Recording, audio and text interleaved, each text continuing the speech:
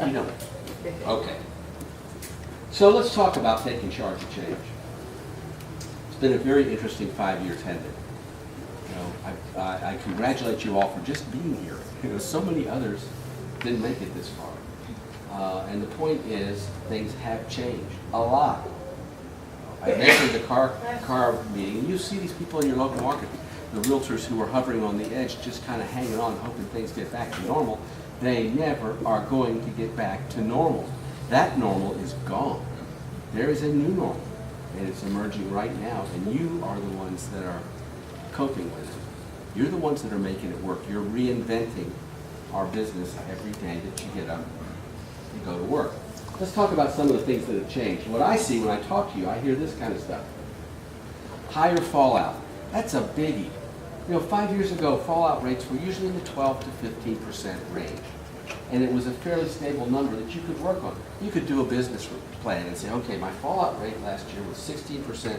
This year I'm going to do this and this and this to try and get it down to 15. Not so today. I get that you're writing 6 offers to get 4 to close. Fallout rates have about doubled. About a third of the transactions you put together never make it to the closing table. What does that mean? You're going to have to work harder to do the same number of deals. Couple that with this one. They're just flat fewer transactions in the marketplace. Fewer people are buying and selling today than they were 5 years ago. And so you have fewer transactions, and the transactions that are there, you're having to work harder to get. I hope I'm not depressing you.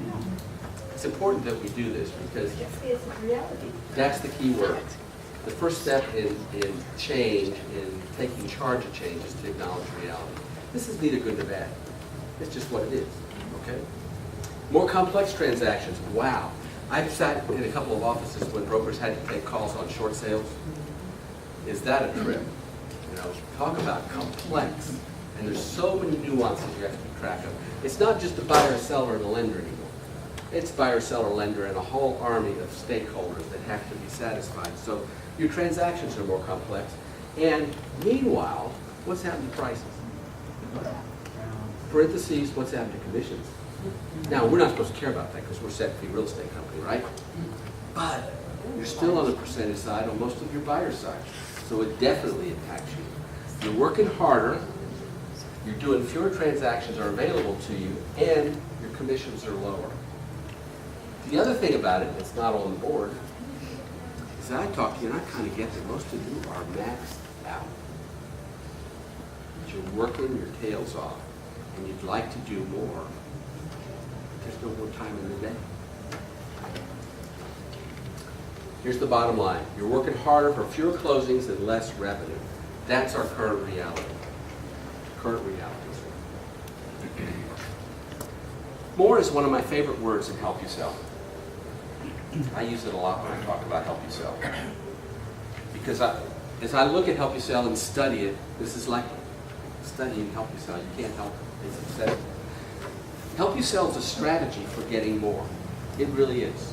If you're a real estate broker, and if everything was equal, if we took all the transactions, let's go back 5 years, took all the transactions that were done in 2000, we'll say 5, that was the peak year, right? Take all the transactions that were done in 2005 and divide them equally amongst all the realtors in America. The bottom line is everybody get about 1.5 transactions. There is no equality in real estate. If you're not in this to get more, then you better go back to teaching or something else. Really.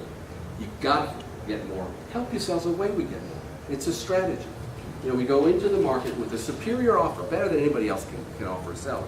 And it's great. Sellers get excited. They list with us. We get more than our share of listings, which means more than our share of signs, more than our share of buyers and buyer leads. That's the whole point of Help You Sell, to get more. But in this market, how? How are you going to get more?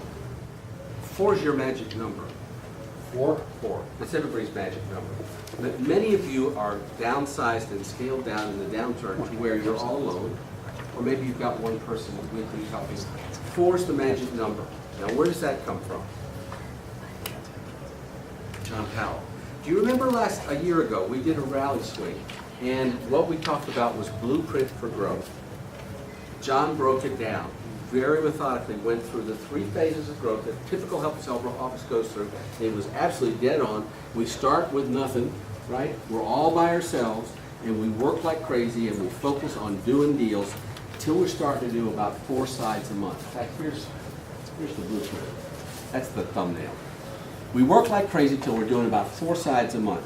4 sides a month is your trigger, because at 4, you now can afford to hire somebody. John advocates hire that assistant and the buyer's agent at the same time. Maybe you want to do one or the other, but that should be your trigger. 4 closed sides a month, it's time to hire. We need to get you to 4, because that's going to enable you to do more. We need to let me know about that. But here's the deal: you're covering about 3+. I'm only talking about 2 because you're the ideal candidate for this. You're at 3+. That's a long way to go to averaging 4 closed sides a month. You sounds like you're doing a good job of managing your time, but let's assume you're maxed out. What do you do? What can you do to get to 4? How do you do more in this climate? We'll go back in time, 2005. If you were in 2005, and particularly if you were a more traditional company, there were things you'd done to get more. Things we did as Help Yourself brokers. We might recruit more agents or branch into a new area or spend more on marketing. That was more our solution. If we wanted to do more, we spent more on marketing. Marketing budgets got astronomical, but it was okay because we were doing more. That doesn't work anymore. That's not how you do more. I'm going to introduce a little radical word for you here. In 2011, if you want to do more, I believe what you need to have is more face time. Now, what are we saying? What's face time? That's eyeball to eyeball, as Ken says, mano to mano, elbow to elbow with people. Now, we are so invested in technology, thank goodness. I'm a bit of a nerd. I love the gadgets. I got to have the latest, right? Love to play with technology. I understand it.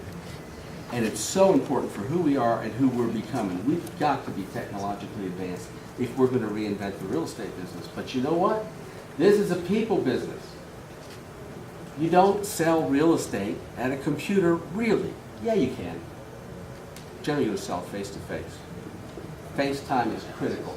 And what I'm sensing and seeing out there a lot is that sometimes the technology, the bookwork, administrative aspects of your business are keeping you from FaceTime. You've got to find a way to stop that from happening. Whatever it takes, you need to get out and meet the people. FaceTime is where trust, confidence, and likability occurs. People aren't going to do that huge transaction with you at their side unless they trust, like, and have confidence in you, and it happens face-to-face. Jack Bailey is adamant. You've got to get that buyer in the office and sit down face-to-face. Why?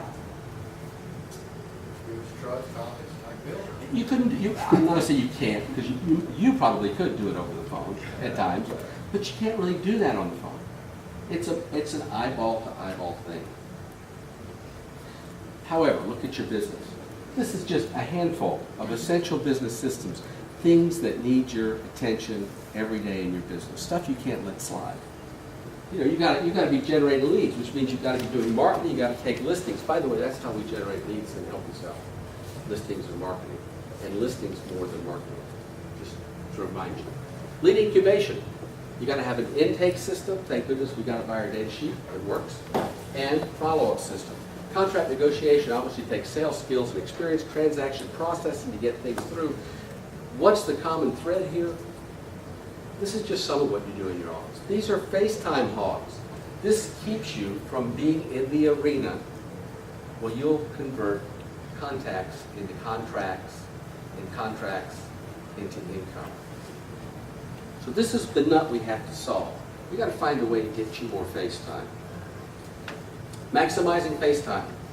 What are the things that we could do? Here's a few. This is where we're face-to-face, mano to mano. Let's talk about we can talk about these two together. Julie Wright. What do you do? You're very involved. What are the various things you're involved in?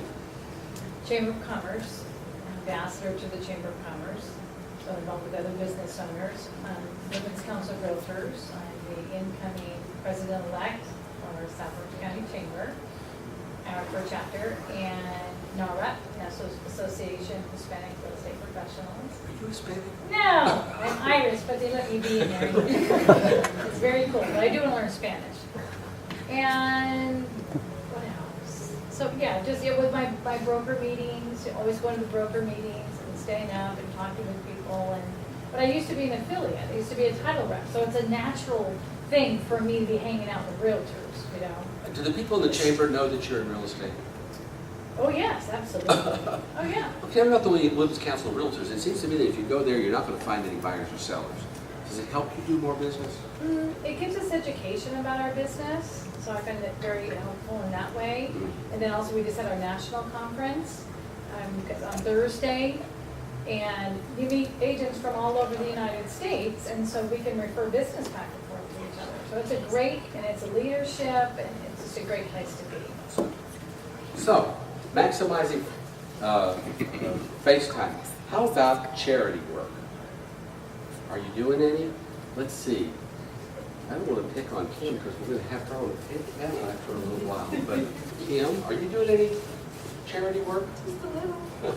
What are the charities you work in?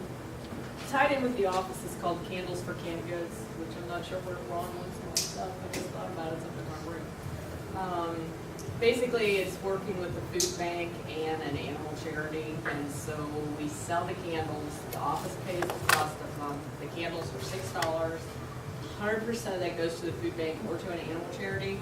$6 will buy 24 meals for Sunday. Pretty cool. And the candle part is your invention, Yes, right? the candle, my mom and I make the candles. So it just started a little while ago. I can't say we've gotten any referrals off of it, but you can live out with a lot of things, but food is not one. When you're working and doing your charity work, can you do that and tweak your website at the same time? Absolutely. Oh, please. Come on, you're supposed to say no way. Okay, no worries. It's hard to have FaceTime while getting at it if you're buried in your computer. You gotta do the computer, but it's Oh, I hard. thought you meant do we have it on our website? Oh, you do? Of course Oh, we you do, we do. Sorry. Didn't So- understand the question. It's all right, I didn't phrase it. This is your FaceTime. Yes. Real quick, I wanted to tell you, I did create a mixer just a couple months ago, and it was a fundraiser for Habitat for Humanity. And I chose that, it's a long story, but I chose that because our OCAR president, Association of Realtors president, chose to raise $50,000. And so I chimed in, and I had 9 vendors there, and everything was paid for, the food, and everybody came. And there was about 80 people there. We raised about $1,000 in 2 hours. And it really, it brought attention, of course. That's a great charity, because it is for housing. business, and, it was a good thing to do.